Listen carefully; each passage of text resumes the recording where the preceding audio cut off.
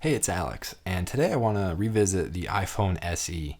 This phone came out a few months ago, maybe about 6 months ago, and I just want to go back and talk about it again a little more. Before we get started, make sure you subscribe to the channel. Only about 0.8% of you watching this are even subscribed at all, so make sure you hit the subscribe button, hit the bell icon, be notified when I upload new content, like, comment, share, all those good things. I really appreciate it, really helps out the channel.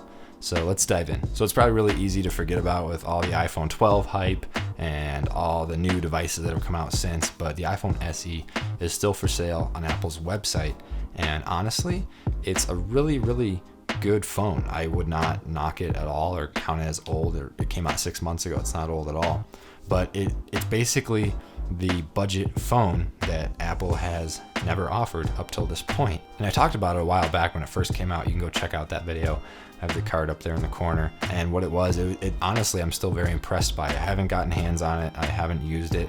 But from what I've read and researched and watched people use it, it's basically the budget phone that Apple offers, right? Apple has always been notorious for charging through the roof. They're expensive. Nobody buys it if they can't afford it, or you know what I mean? Like people don't want to buy it because it's so expensive.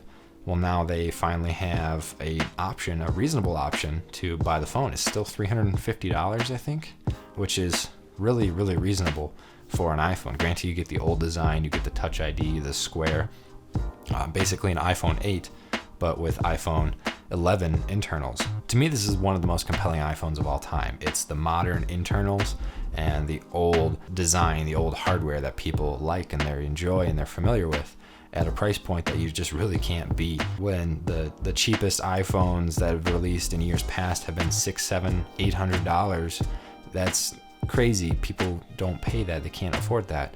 Apple then releases, all right, we'll use an old design, but still give you all the brand new internals on the inside, $350. It's like, that's a no-brainer, and that's a really good deal for people that, they don't want the latest and greatest. They're hanging on to their old iPhone 6, their old iPhone 7, and they don't want to have to pay the Apple premium just to get all the fancy new features. They just want an iPhone, they want it to work, they want it to be affordable, and they want it to last them a long time.